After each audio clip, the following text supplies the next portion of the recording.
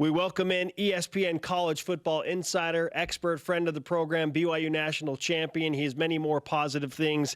His name is Trevor Matich for a Matich Monday on the Deseret First Credit Union Hotline. Trevor, welcome back to college football. I can't wait for this season to get going. Man, if that weren't enough, congratulations to you and your fiance Dana on the announcement of your engagement coming up here pretty soon. What an off season for you. Thank you. I appreciate it. Yeah, it was kind of a big deal. And actually, Dana got baptized in July. And I proposed to her on Temple Square in Salt Lake City. On a road trip we took out to the University of Oregon to tape a feature for SportsCenter. And I thought, she being a new member of the LDS Church, there's not a more Mormon thing you can do than to propose on Temple Square. So it turned out to be a really momentous summer for both of us. Oh, fantastic. Who had a better offseason, you or what we hope is Zach Wilson? I think Zach Wilson probably had the better offseason because his shoulder's probably more healthy than mine. And that's what we hope for. I mean, BYU fans will be watching that. He'll be going up against a Utah defense that knows full well his health history. And apparently they're saying that his shoulder is good to go. So it's incumbent upon him to not be brave. Do not be brave. If there are defenders nearby, duck and cover. Yes, Trevor, let's continue on with the matter at hand of BYU football. And per tradition, we need to ask you early on in this conversation, what's it like to lose to a rival? I don't know. You'll have to ask somebody else. We were 8-0 against Utah and Utah State. Now, having said that, Utah could say the same thing. They've won 8 in a row against BYU. But I tell you, it still matters. It still matters. Our teams did not lose to our rivals not one time in the 4 years that I played. And and now I'm, over 30 years old. And it still matters. And it still hurts. I mean, I respect Utah. Good for them. Bless their hearts. They've won 8 in a row. Okay. And it hurts for them. It just hurts on a level of being a BYU guy myself. But at the same time, even though I respect them, it still is just delicious to think back on our success. And it's delicious to think about what BYU could do against perhaps the greatest preseason team Utah has ever fielded. Is that a thing? I don't know. This is the highest-ranked AP team they've ever had in the poll. Preseason pick by the media to win the Pac-12. And now they match up with BYU. Trevor, I feel like if BYU wins this game, this could be really, really enjoyable for Cougar Nation. How do you feel about it? Well, it would be enjoyable for Cougar Nation, not just for the win, not just for the win over the rival, but for the win over the rival at a moment when there are national pundits that are actually picking Utah to be a national title contender. And if BYU can swipe that away in week one, that would be another thing that would be delicious. Let's not get ahead of ourselves. This is a very good Utah team. They deserve to be ranked this high. I mean, this probably the best team that Kyle Whittingham has had. So there's a lot of football to be played over the course of this game before we can start to wave that flag. But to speculate on it, it's kind of interesting. ESPN's Trevor Matich with us on BYU Sports Nation. Our Twitter question today is, which one factor gives you the most confidence that BYU just might beat Utah on Thursday night? Well, I'll give you 2 words. Matt Bushman. Ooh. Yeah.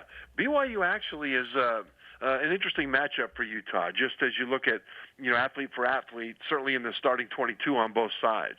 But where BYU really has an advantage is at that tight end position. Utah has to replace their pair of inside linebackers, maybe the best pair that they've had there certainly in recent memory. And the guys they're replacing them with are really, really good.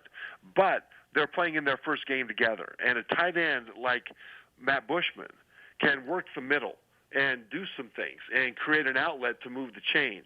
Create an outlet so that Wilson can get the ball out quickly and avoid that pass rush, because Utah's pass rush will be good. And so I think he is the guy through which the offense must run for BYU to really have an advantage. Is last year's game a blueprint of what BYU could do, or do you throw that out to a degree because quarterback Tyler Huntley and running back Zach Moss didn't play in that game? You can say that it's a different year, but it kind of isn't from this standpoint. you're right. Utah has an advantage. They're better. They're better this year, even without Huntley and Moss. But now that those two are back, they're a lot better. But BYU is better as well. And I think when you look at last year, BYU, even though they lost that game, played with Utah. They slugged it out with them toe-to-toe. They feel like they belonged on the field with the best Utah had to offer. And that game could have gone either way. And that's an important thing mentally, because with all the hype that Utah's getting, BYU knows that, hey, we're at home this year. They've got to come to our place, and last year they weren't better than us, except for they were able to make the plays at the end to pull it out. And that's the only thing that matters in the end. But the trajectory also matters. And when you look at last year's game, BYU didn't run the ball for very many yards per carry, but they pounded it out for 47 reps. So they were able to control the clock, they were able to control the tempo, and they only threw it 29. So really this was a running attack by BYU last year. Well, this year BYU, I think, has the ability to do the same thing but have a little more success, and Zach Wilson will be a lot better too. So I think you can look back on last year for a bit of a blueprint as to what BYU needs to do from an X's and O's standpoint, and from a mental standpoint where BYU believes they stand relative to Utah. Trevor, the timing of this game is historic. BYU and Utah have never opened the season against each other, and we've talked about the preseason hype for Utah being ranked number 14 and the Pac-12 favorites. Then your buddy at ESPN, Lee Corso, goes on game day and says after Utah beats Clemson, they will play Alabama for the national championship. At that point, I was like, whoa, this is perhaps getting a little bit out of hand. How does Utah handle the pressure when they have thrived on being the disrespected team for years and being underhyped? Now it's the exact opposite. So how do you think they handle that? Well, first of all, I don't think Lee Corso is completely in a different universe on that. I think Utah, if things fall their way and they stay healthy, has a chance to get to that playoff, and then anything can happen. I mean, they have one of the best defensive lines in the nation. I think certainly the deepest defensive line in the nation. They believe they've got about 6 guys on that D-line that will eventually be in the NFL. They have a deep group of receivers. They're good at tight end as well. Their offensive line is huge.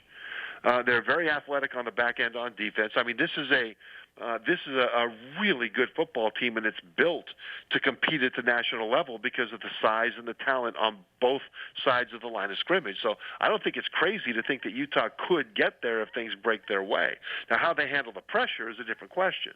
And because they're so used to being the underdog who nobody talks about, Kyle Whittingham as a coach is, I don't think he cares, but I think his players might. He's one of the best coaches in the nation and doesn't get talked about a lot. And I think that they still will carry their underdog chip on their shoulder no matter how good people talk about them, no matter how much hype they get on the national level, because it's just a habit. And now the former Ute fan, Zach Wilson, son of a Ute, is the Cougar quarterback, and Cougar Nation's really... What'd you call him? He's a son of a Ute. That's a real thing. His dad played at Utah. I'm going to think about that for a minute. Can we say that on this channel? Zach Wilson started 7 games, went 4-3, played 1 Power 5. It was Utah. BYU was up 20 with 16 minutes ago. We know the story. Perfect in the bowl game. Rehabbed and shoulder surgery in the offseason. Cougar fans feel good about Zach Wilson. And Trevor, BYU's generally been as good as BYU's quarterback. There are exceptions, but not too many. Do you feel like Zach Wilson could push BYU over the edge to be way better than they were the last 2 years? I do. And this is not to point a finger at any individuals, but the quarterback position over the last few years has not been a consistent plus for this team. So often you'd see the quarterback drop back, look around till he sees somebody with a Y on his helmet, and then throw over there. Well, that's too late. That's not the way to run it.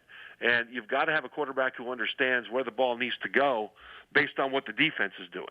And Zach showed that he either has a real knack for that last year, or he's really lucky in getting the ball to the right spot. Either way, I think he's got a real chance to operate the offense the way it needs to be operated from a standpoint of the timing and the accuracy. And he hasn't had adversity yet. So for this game, I think BYU fans can hope that he still doesn't fully understand the pressure that's on him, so that he goes out there and just wings it. Because when he did that last year, he was at his best. I think it's fair to anticipate that Zach Wilson could bring the quarterback position back to BYU. Trevor, let's finish with this. Does BYU have a better chance of beating Utah because this is the first game of the season compared to any other week in the college football season? For BYU, this is far and away the best chance because of the schedule that BYU will face. I mean, BYU has had to play a lot of powerful Power 5 teams over the course of the last few years early in the season, and that tends to beat you down a little bit. And when you look at what else they've got, I mean, after this they go to Tennessee, then they've got USC and Washington. I mean, I would hate to play Utah after all that. And the fact of it is, playing that after they play Utah is also really tough. But Utah's the one that matters out of those more than any other. And so I would rather have a clean bill of health going into this Utah game because BYU will not play a more physical team this year than Utah. He's never lost to a rival. College football is back, and he's engaged. What an offseason for Trevor Matich, and yet he is game ready already. Trevor, great to talk to you again. Thank you. I appreciate it, guys. Looking forward to this year.